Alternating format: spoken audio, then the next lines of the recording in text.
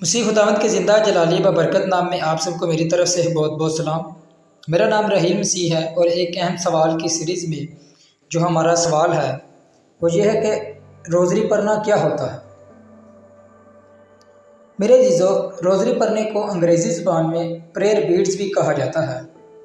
اس قسم کی دعا میں خاص موتیوں، گولدانوں یا منکوں کو کسی خاص دھاگے میں پرو کر دعا اور دھیان و گیان کے دوران استعمال کیا جاتا ہے۔ اس عمل میں مختلف طرح کی دعاؤں کو کئی بار دہرایا جاتا ہے اور موتیوں کی گنتی کی مدد سے دعاؤں کی دہرائی کا حساب رکھا جاتا ہے۔ موتیوں کی مالا یا روزری کے ساتھ دعا کرنے کو روایتی طور پر رومن کیتھولک کلیسیا کے ساتھ منسوب کیا جاتا ہے، لیکن روزری یا تسبیح کے ساتھ دعا کرنے کا عمل عالمگیر سطح پر پھیلا ہوا ہے اور ان کے ساتھ بہت سارے مختلف مذاہب کی رسومات منسلک ہیں۔ بنیادی طور پر ایک روزری 59 موتیوں کو ایک ہار کی طرح پرو کر بنائی جاتی ہے۔ ہر ایک موتی کو پکڑ کر ایک خاص دعا کی جاتی ہے اور پھر اگلے موتی کے ساتھ بھی یہی عمل دہرایا جاتا ہے۔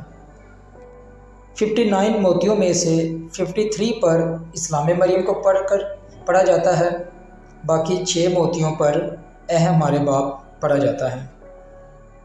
یہ موتی ان پڑھی جانے والی دعاؤں کا حساب کتاب رکھنے کے لیے ایک طریقہ کار ہے۔ جیسے جیسے دعائیں پڑھی جاتی ہیں، انگلیاں موتی کو آگے کرتی جاتی ہیں۔ مسیحی حلقوں میں روزری کے پس منظر کے بارے میں اگر ہم دیکھیں، اس کی تاریخ دیکھیں تو یہ صلیبی جنگوں کے ساتھ جا ملتا ہے۔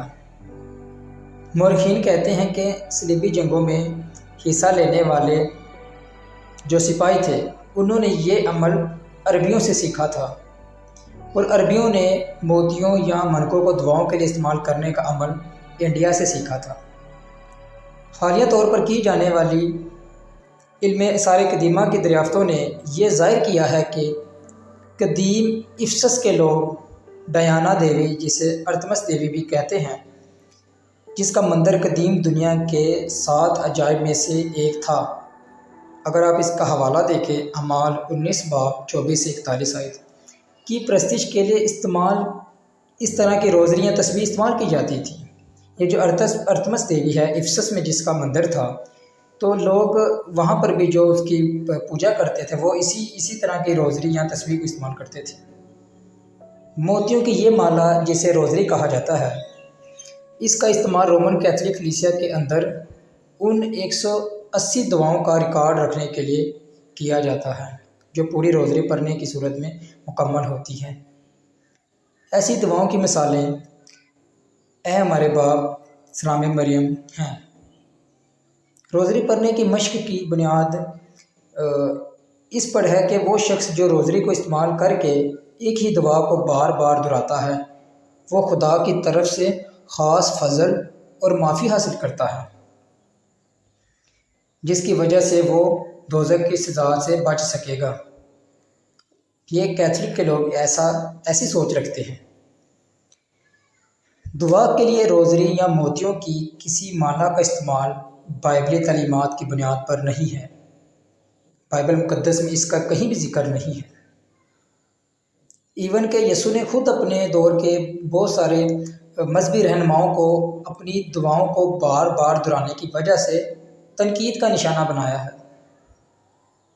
حقیقت تو یہ ہے کہ اس نے اپنے شاگردوں کو خبردار کیا اور انہیں حکم دیا کہ دعا کرتے وقت غیر قوموں کے لوگوں کی طرح بک بک نہ کرو، کیونکہ وہ سمجھتے ہیں کہ ہمارے بہت بولنے کے سبب سے ہماری سنی جائے گی۔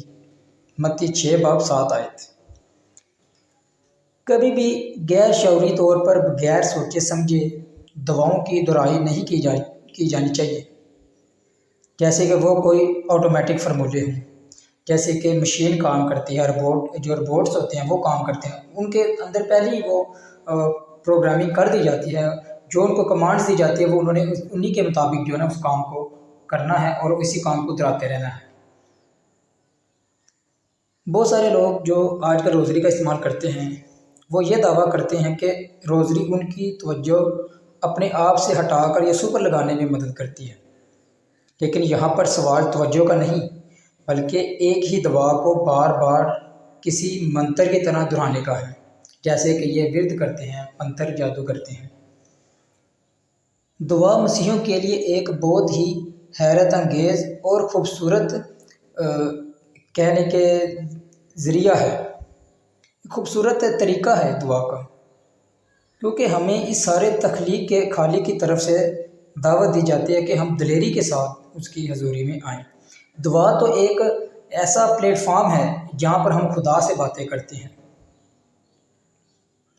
اور اس کے ساتھ ہم کلام ہوتے ہیں۔